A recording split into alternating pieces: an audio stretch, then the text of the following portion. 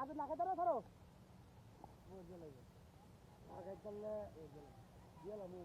না দিয়ে হতো না খাইতে 100 টাকা নগদ খাইলাম আর না খাইতে কিন্তু 200 টাকা লাগবে সিরিয়াস আমি তো সিরিয়াস করতেছি হইলো লও